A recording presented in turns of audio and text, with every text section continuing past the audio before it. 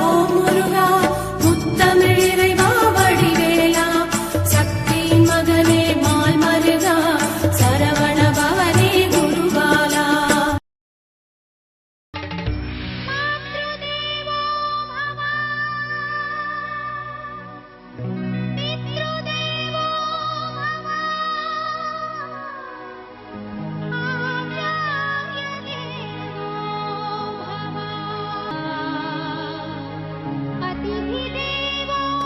திருவாழ்க திருவே துணை, குருவாழ்க குருவே துணை.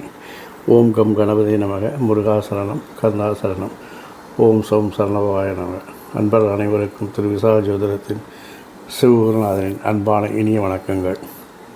இந்த பதிவில் நாம் வைகாசி மாதத்திற்கான ராசி பலனை பார்க்க போகிறோம். வைகாசி மாதத்தில் இருக்கக்கூடிய கிரக நிலை, அதற்கு பிறகு கிரகங்களின் மாற்றம், இதை வைத்து இந்த 12 ராசிகளுக்கும் நாம் பலனை பதிவிடுகிறோம். ஆகவே முதலில் கிரக நிலையை பார்த்து விடலாம். மேஷத்தில் சூரியன் செவ்வாய், ரிஷபத்தில் புதன், மிதுனத்தில் குரு சுக்கிரன், சிம்மத்தில் கேது, கும்பத்தில் ராகு, மீனத்தில் சனி. இதுதான் வைகாசி மாதம் தொடக்கத்தில் உள்ள கிரக நிலைகள். பிறகு அதாவது வைகாசி மாதம் பிறக்கும் பொழுது வைகாசி மாதமே சூரியனுடைய பயிற்சியில் தான் பிறக்கிறது. வைகாசி மாதம் 1ஆம் தேதி சூரியன் மேஷத்திலிருந்து ரிஷபத்திற்கு வருகிறார். வைகாசி மாதம் 15ஆம் தேதி ரிஷபத்திலிருந்து மிதுனத்திற்கு புதன் போகிறார். வைகாசி மாதம் 18ஆம் தேதி மிதுனத்திலிருந்து கடகத்திற்கு குரு உச்சமாக பயிற்சியாகிறார். இது மிகவும் ஒரு முக்கியமான நகர்வு. ஏன்னால் குரு ஒரு வருட கிரகம். பொதுவாக வருட கிரகங்களாகிய குரு, சனி, ராகுக்கு இது பயிற்சிகள் முக்கியத்துவம் பெறும். ஆகவே இந்த குருவினுடைய நகர்வுக்கு இந்த மாதத்திற்கு அந்த குரு பயிற்சி தொடக்க பலன்கள் கூறப்படும். குரு பயிற்சியின் விரிவான பலன்களை நாம் இன்னும் 2-3 நாட்களில் பதிவிடப் போகிறோம். அதை நீங்கள் பார்த்து கொள்ளுங்கள். குரு பயிற்சி பலன், ஒரு வருடத்திற்கான குரு பயிற்சி பலன். வைகாசி 25 அன்று மிதுனத்திலிருந்து கடகத்திற்கு சுக்கிரனும் பயிற்சியாகிறார். இதுதான் இந்த மாதத்தில் இருக்கக்கூடிய ஒரு கிரகங்களின் மாற்றங்கள். இதை வைத்து 12 ராசிகளுக்கும் ஏற்படக்கூடிய நன்மை தீமைகளை பார்க்க இருக்கிறோம். நன்மைகள் வரவேற்கப்படுகிறது, தீமைகள் வந்தால் கவலை வேண்டாம். அதற்கு நாம் பரிகாரம்னா பெருசாக எதுவும் உங்களை பயமுதரமாக இருக்காது. இறை வழிபாடு, இறை சிந்தனை, இறைவருக்கு பிரீத்தி செய்வது, இதுதான் எங்களுடைய பரிகார கோட்பாடு. அதை சொல்கிறோம். அதை செய்து மன மகிழ்ச்சியுடன் இந்த மாதத்தை நீங்கள் கடந்து செல்லலாம். வாருங்கள், வீடியோக்குள் போகலாம்.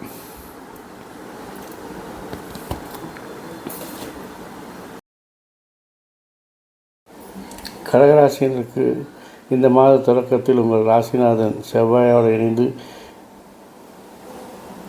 சந்திரமங்கல யோகத்தை உருவாக்குகிறார். இதனால் என்ன ஆகும் அப்படின்னு கேட்டிங்கன்னா, இதுவரை தடைபட்டிருந்த மங்கள காரியங்கள்லாம் சிறப்பாக நடைபெறும். தடைகள்லாம் விலகிடும்.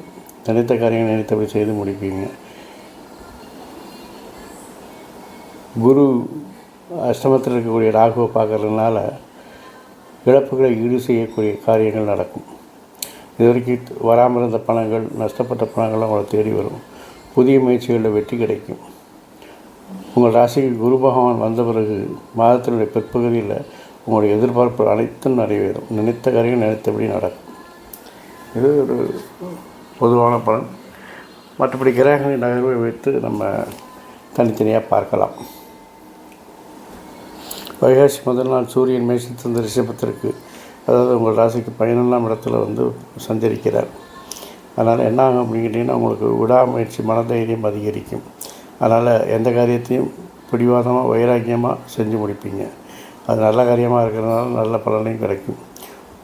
கூடாமல் பேச்சுத்திறன் உங்களுக்கு அதிகரிக்கும். பேச்சுத்திறன் அதிகரிக்கும் போது செய்கிற செயல்கள் ஏதாவது ஒரு சுணக்கம் ஏற்பட்டால் அதை சமாளிக்கக்கூடிய ஆற்றல் பேச்சுத்திறனால் வரும். நல்ல நண்பர்கள்லாம் உங்களுக்கு சேரக்கூடிய காலம் இது. அவர்களால் ஆதாயம், அனுகூலங்கள்லாம் ஏற்படும். அரசியலில், பொது வாழ்வில் இருக்கிறவங்களுக்கு நல்ல முன்னேற்றம், புதிய பொறுப்புகள், பதவிகள்லாம் தேடி வரும். இது வரைக்கும் உங்களை மதிக்காத அதிகாரிகள்லாம் கூட உங்களை பார்த்து உங்களை மதித்து உங்களுடைய கருத்துக்களை கேட்டு எல்லா விஷயத்தையும் செய்யக்கூடிய காலம் ஆரம்பமாகிறது. எதிரிகள் அழியக்கூடிய காலம், ஆற்றல் அதிகமாகும். நீங்கள் இது வரைக்கும் எதிர்பார்த்த இடத்துல இருந்தெல்லாம் வருமானங்கள் வர ஆரம்பிக்கும். கௌரவம் புகழெலாம் அதிகரிக்கும். சகோதரர்கிட்ட இருந்தால் ஆதரவு நன்றாக இருக்கும். பிரிந்த குடும்பம் ஒன்று சேர வாய்ப்பு இருக்கிறது. குடும்பத்தில் மகிழ்ச்சி இருக்கும். குடும்பத்தில் மனைவி மக்களால் நிம்மதி, சந்தோஷம் இதெல்லாம் அதிகரிக்கும். அதனால் சூரியனால் ஒரு பெரிய பாதிப்பு இல்லை, நல்ல ஒரு பலனை தான் கொடுக்குறார். அதனால் சூரியன் உங்களுக்கு சிறப்பாகவே இருக்கிறது. புதனை பொறுத்தவரையில் பார்த்திங்கன்னா வைகாசி 14ஆம் தேதி வரை அவர் ரிஷபத்தில் இருக்கிறார். அதனால் என்னாகும் அப்படின்னு கேட்டிங்கன்னா, ரிஷபத்தில் இருக்கும்போது பார்த்திங்கன்னா 11ஆம் இடம் லாபஸ்தானத்தில் இருக்கிறார். தொட்டதெல்லாம் தொடங்கும். செலவுகள் அதிகரிக்கும், கவலைப்படாதீங்க. அதெல்லாம் சுப செலவுகளாக தான் இருக்கும். தொழிலில் நீங்கள் போட்ட காசை எடுக்கிறது இல்லாமல் லாபத்தையும் அடைவீங்க. லாபம் நன்றாக இருக்கும். இது வரைக்கும் தொல்லை கொடுத்திருந்த பனி நோய்கள் எல்லாம் அதனுடைய தாக்கங்கள் குறைந்து ஆரோக்கியம் சீராகும். மருத்துவ செலவுகள் குறையும். உங்களுடைய வழக்காடும் திறமை கூடனால வழக்குகளில் வெற்றி பெறுவீங்க. வைகாசி 15க்கு மேலே அந்த மிதனத்துக்கு அதாவது ஒரே ஸ்தானத்திற்கு வருகிறார் அந்த புதன்.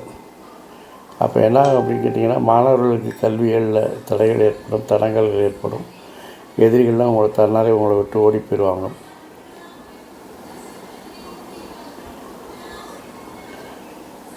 உங்களை அதிகாரத்தால் கட்டுப்படுத்த முடியாதனால எல்லோரும் உங்கள்கிட்ட அன்பு செலுத்தி உங்களை நல்லா பயன்படுத்தி கொள்வார்கள். அவங்களுக்கு செலவு செய்யாதனால உறவினர்கள் உங்கள் மேலே பகை உண்டாகும். ஆனால் நீங்கள் அன்பால் பேசுனீங்கன்னா பிறருக்கு உதவும் குணத்தினால நல்ல பேரும் புகழும் இருப்பீங்க. உத்தியோகத்தில் எதிர்பார்த்த இடமாற்றம், பதவி மாற்றம், ஊர் மாற்றம்லாம் கிடைக்கும். போட்டிகள் அதிகமானாலும் தொழிலில் நீங்கள் சிறப்பாக செயல்படுவீங்க. என்ன ஒரே ஒரு நெகட்டிவ் பாயிண்ட் அப்படின்னா, உங்களுக்கு வரவு 1 மடங்கு இருக்குன்னா செலவு 4 மடங்கு வரும். அதனால் அதை கொஞ்சம் தவிர்த்திங்கனாலே நல்லாயிருக்கும். பாதியில் நின்று போன கட்டிடப் பணிகள்லாம் தொடங்கும். சுப செலவாகிறதுனால விரயங்களை தவிர்க்கலாம். சில பேருக்கு புதிய வீடு மனை வாங்கக்கூடிய யோகங்கள் இருக்கிறது. ஆகவே அதை பயன்படுத்தி கொண்டால் இந்த புதனுடைய பாதிப்பை நாம் சமாளித்து கொள்ளலாம். சுக்கிரனை பார்த்திங்கன்னா வைகாசி 24 வரைக்கும் சுக்கிரன் மிதுனத்தில் தான் இருக்கிறார். அதனால் தொழில் சம்பந்தமான அல்லது சம்பந்தம் இல்லாத துறைகள் எல்லாம் உங்களுக்கு பொறுப்புகள் வரும்.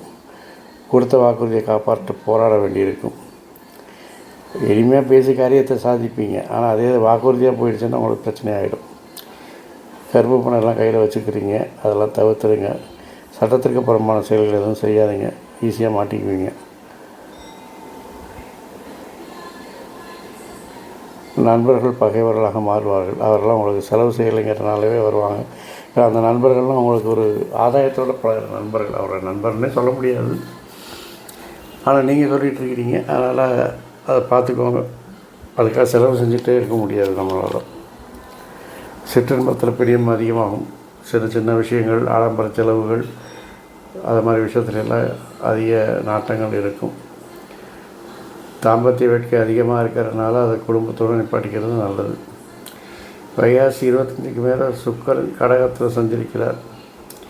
பெண்களால் மிக சிறப்பான யோகங்கள். பெண்களோட பிரியம் அதிகமாகும். கவர்ச்சியாக இருப்பீங்க, கவர்ச்சியை விரும்புவீங்க. ஆனால் பெண்களோட பிரியம் இருக்கிறனால ஆட்டோமேட்டிக்காக நம்முடைய தோற்றப்பொழிவை கூட்டுவதற்கான வாய்ப்புகள் அதிகம். தம்பதி ஒற்றுமை நன்றாக இருக்கிறது. தாம்பத்தியம் சிறப்பாக இருக்கிறது. உறவினர்கள் உங்களோட இறங்கி போயிடுவாங்க. நீங்கள் போகிறீங்களா அவங்க இறங்கி போயிடுவாங்க.